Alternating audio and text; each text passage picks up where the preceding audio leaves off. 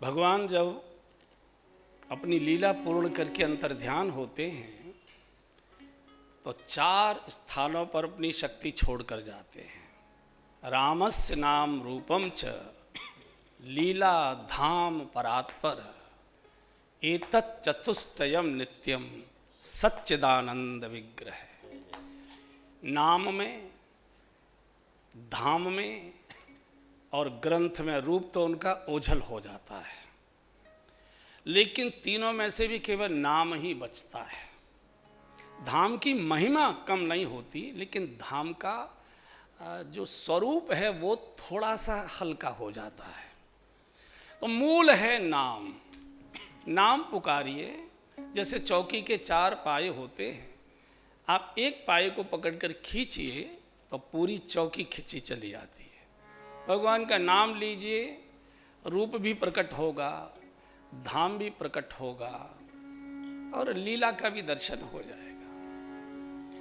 और भगवान नाम सुनते हैं, भगवान नाम सुनते हैं। बिल्कुल अभी की घटना बता रहा हूं, कोई 70-75 वर्ष पूर्व की, राजस्थान की। वृद्ध सज्जन थे, बीमार थे, बैठा था, बहू थी, काफी बीमार थे और लगता था अब चला चली है। तो बेटा बहू ने कहा कि बिल्कुल पिताजी के पास वाले कमरे में हम लोग सोया करें, रात्रि को कोई 19-20 बात होगी, कुछ पुकारेंगे, बोलेंगे, पानी मांग कुछ करेंगे तो हम लोग ऊपर के कमरे से नहीं आ सकेंगे। तो बिल्कुल बराबर के कमरे में वो उनकी चारपाई और बिल्कुल बराबर के में पिताजी की चारपाई। रात्रि का समय, गला सूखा होगा, प्यास लगी होगी। बहू का नाम सीता था, संयोग। तो वो करहा के बोले, सीता बेटी, सीता बेटी, सीता बेटी, सीता, पानी पानी। आवाज निकल नहीं रही थी। अच्छा, ये गहरी नींद में सोए थे दोनों। भगवान ने जानकी जी को कहा, जानकी जी आपको कोई पुकार रहा है। अरे नहीं महाराज, मुझे कौन पुकारेगा। नहीं, वो सीता सीता कह रहा है कोई व्यक्ति। अरे नहीं, सीता उनके बेटे की बहू है, मुझे नहीं बुला रहे, वो अपने बेटे की बहू को बुला रहे। बोले कोई बात नहीं, नाम तो आपका भी सीता है ना, तो आप अपना नाम सुनकर भी इतनी स्थिर बैठ सकती हैं, दौड़ना चाहिए। सीता जी प्रकट हुई, अंधेरा कमरा, सुराही में से जल लिया, उनको पिलाया, बुढ़े सज्जन को सहारा देकर बिठाकर लेटाया, अंतर्ध्यान हो गई। सवेरे सज्जन जागे तो प्रातःकाल की चाय लेकर बहू रानी पहुंची। तो उन्होंने कहा, बेटी रात तुमने प्राण बचा दिए मेरे, गला सूखा जा रहा था, ऐसा लगता था अब प्राण गए, अब प्राण गए, अब प्राण गए। अगर तुम जल नहीं पिलाती तो आज इस समय में तुम्हारी चाय नहीं पी सकता था। मैं कब आई थी। अरे बेटे तुम ही तो आई थी, मैंने सीता सीता करके पुकारा, तुम ही तो आई थी।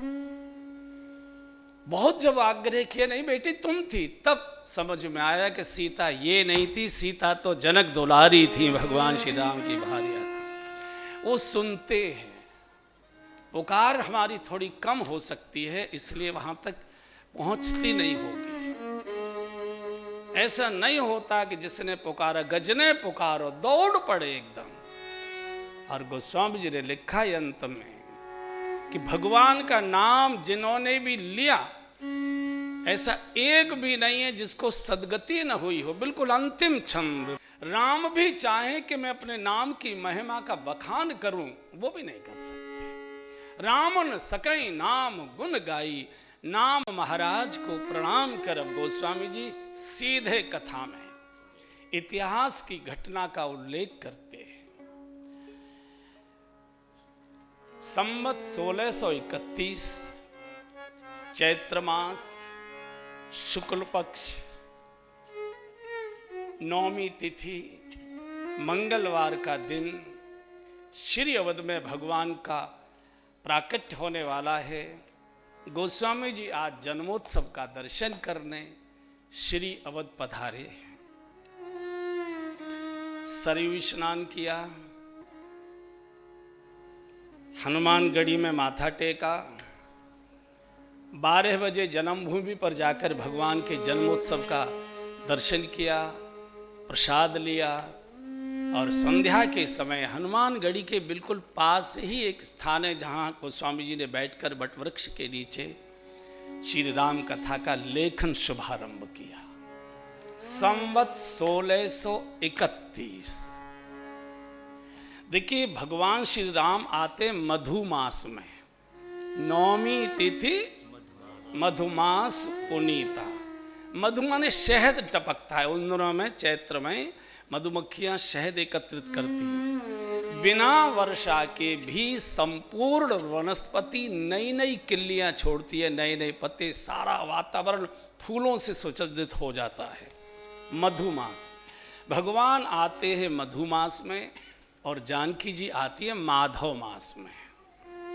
वैशाख को माधव मास कहते हैं, राम सीता नवमी जिसको बोलते हैं। संवत 1631 चैत्र मास मधुमास, नौमी तिथि, मंगलवार का दिन, दोपहर 12 बजे का समय, भगवान के जन्मोत्सव का दर्शन करने के लिए समस्त तीर्थ आज श्री अवध में आ चुके हैं।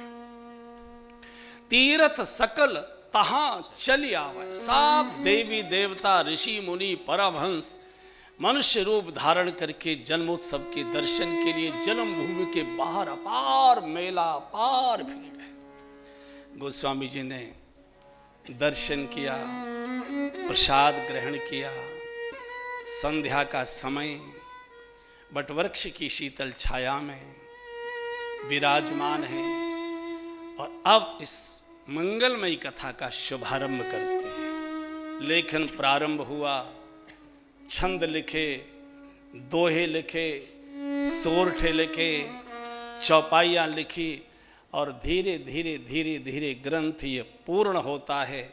नामकरण करते हैं इसका।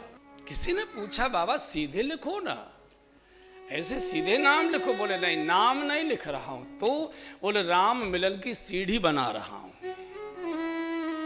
राम चरित मानस, मानस की मलिनता दूर हो जाए, चरित्र दिव्य हो जाए, तो तीसरे कदम पर ही राम का मिलन हो जाएगा, दर्शन हो जाएगा। और ये ऐसा सरोवर है जिसमें डुबकी लगाते ही ये दोनों शुद्ध हो जाते, मन भी शुद्ध होता है और चरित्र भी दिव्य होता है। आज मनुष्य का मन मलिन हो गया और चरित्र के बारे में कोई चर्चा करने की आवश्यकता नहीं है। बहुत बड़े बड़े लोग भी फिसल रहे हैं, इसलिए एक कदम आगे के राम दिखाई नहीं दे रहे। मंदिर में भी जाते हैं तो भी आनंद नहीं है। और अब गोस्वामी जी दो संतों के मिलन से, जो बिन सत्संगन हरि कथा तही बिन मोहन भाग, मोह गए बिन राम पद होई न दृढ़ अनुराग। जब संत मिलन होता है तो ये संकेत होता है कि अब भगवंत मिलन होगा। तीर्थराज प्रयाग, आप में से अधिकांश बंधु बहनें गए हैं। गंगा यमुना सरस्वती का संगम, अक्षय वट की छत्र छाया। प्रयाग का जो अक्षय वट है ये प्रलय काल में भी कभी डूबता नहीं है। कितना भी प्रलय का जल बढ़ते चला जाएगा, वो वृक्ष और ऊपर की ओर चला, कभी डूबता नहीं है। जो किले के अंदर है, जो जिसको मिलिट्री के घेरे में है, एक बाहर का लोग दर्शन करके आ जाते हैं, लेकिन वो अंदर है। और वटवृक्ष विश्वास का प्रतीक है, और वो विश्वास ही किस काम का जो जरा से प्रतिकूल परिस्थिति में डूब जाए।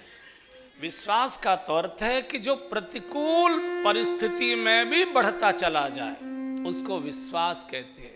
और शंकर जी विश्वास के प्रतीक हैं। इसी तीर्थराज प्रयाग में बटवृक्ष की शीतल छाया में भरद्वाज नाम के एक बड़े तपस्वी ऋषि तीर्थराज प्रयाग में निवास करते हैं। संगम का तट है, बटवृक्ष की शीतल छाया है। घटना का उल्लेख करते हैं, माघ मकरगत रवि जब हुई। माघ मास में जब सूर्य नारायण मकर राशि में प्रवेश करते हैं, उस समय प्रयाग में एक मास का माघ मेला लगता है। प्रति वर्ष प्रति सम्मत अस होई आनंदा, और प्रति 12वें वर्ष महाकुंभ का आयोजन होता है। इस माघ मास में कल्पवास करने के लिए, तीर्थ स्नान करने के लिए, भगवत कथाएं सुनने के लिए कौन कौन आते हैं? बोलो, देव, दनुज, किन्नर, नरश्रेणी। नरश्रेणी माने हर बिरादरी का व्यक्ति, हर कर्म का व्यक्ति, हर धर्म का व्यक्ति, हर स्वभाव का व्यक्ति, हर गिरिवासी, वनवासी, गांववासी, नगरवासी, झोपड़ीवासी, महलवासी, कोठीवासी, सब जाते हैं। एक मास का कल्पवास करते हैं, 3 समय त्रिवेणी स्नान करते हैं, बहुत सामान्य सा भोजन आहार लेते हैं, बैठकर अपनी अपनी कुटिया में जहाँ जिसको जगह मिलती है भगवत नाम का सुमिरन करते हैं, अनुष्ठान करते हैं और किसी संत के चरणों में बैठकर भगवत चर्चा, भगवत कथा सुनते हैं। ये प्रतिवर्ष का एक बार इस माघ स्नान के लिए याज्ञवल्क्य नाम के एक बड़े तपस्वी ऋषि का आगमन हुआ। भरद्वाज ऋषि के ही वो अतिथि हुए, उन्हीं के आश्रम में उन्होंने कुटिया दी। उसमें 1 मास तक स्नान आदि, भगवत चर्चा, अनुष्ठान, कल्पवास, बहुत आनंद। 1 मास जब पूर्ण हुआ तो याज्ञवल्क्य जी ने आकर भरद्वाज जी से कहा कि ऋषिवर, आपकी कृपा से आपने सुविधा प्रदान की, बहुत अच्छा अनुष्ठान, पूजा पाठ, कल्पवास, स्नान, तीर्थ सब कुछ हो गया। अब आश्रम को छोड़कर आए हैं, अनुमति दीजिए, फिर अगले वर्ष आएंगे, अब हम जाना चाहते हैं। भरद्वाज जी की आंखों से आंसू आ गए। ऋषिवर, नहीं, अभी ठहरिए, अभी नहीं, ऐसे नहीं जाने देंगे। अब बिठा लिया हमको। अभी हमारा तो आपसे सत्संग हुआ ही नहीं, हमारा तो आपसे सत्संग हुआ ही।